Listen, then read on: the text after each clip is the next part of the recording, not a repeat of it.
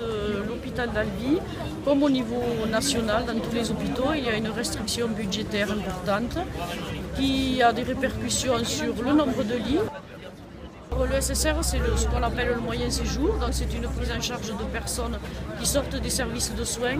Souvent, ce sont des personnes âgées qui ont des problèmes de dépendance. Ce qui se passe au niveau du service public et du moyen séjour, les patients qui sont accueillis, ce sont des patients dont personne ne veut, des patients soit en attente d'un placement, qui sont vraiment dans un état de dépendance important ou une dépendance physique ou cognitive. Le SSR va passer un financement à l'acte, à la T2A. Pour l'instant, c'est un financement global.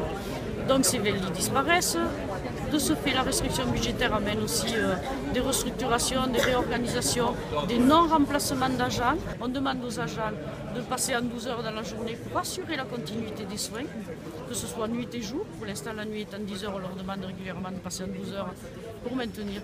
Les agents reviennent régulièrement, on leur supprime des CA, on ne respecte plus le choix justement de CA qui est accordé à chaque agent.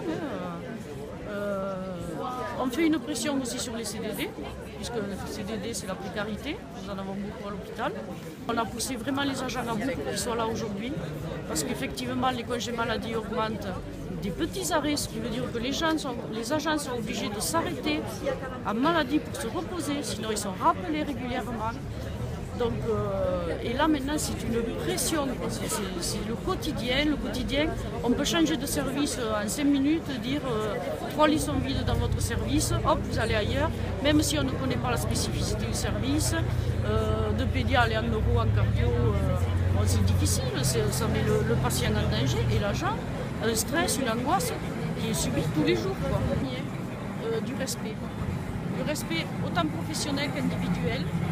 Il y a beaucoup de travail dans les services de soins qui ne sont pas quantifiables. Donc effectivement, on peut se réorganiser sur des actes, mais parce que sur une prise en charge de l'humain, qui englobe beaucoup de choses. L'humain, c'est tout un ensemble, c'est la famille, c'est l'entourage, c'est son histoire quoi, à lui, et on est obligé d'en tenir compte.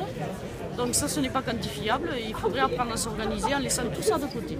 Il y a déjà au niveau du département, donc du GHT, toutes les spécificités sont regroupées et les prises en charge vont être localisées. Au niveau médico-technique, j'en ai de même. Au niveau stérilisation, le labo, tout va être généralisé au niveau du département.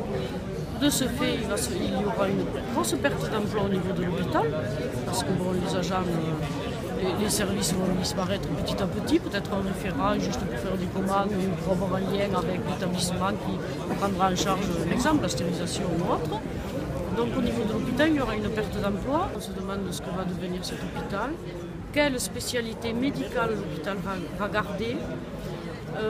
Bon, évidemment, il y a des services qui fonctionnent très bien, la chirurgie, l'obstétrique, la pédia qui est le seul sur le département à fonctionner vraiment aussi important. Mais justement, la pédia est en train d'être réorganisée et le personnel est très en souffrance à ce niveau-là. Prendre les enfants en charge, ce n'est pas rien. Donc le GHT légalise, si vous voulez, ce processus de restriction. Voilà, en le globalisant et en minimisant l'importance du travail des agents.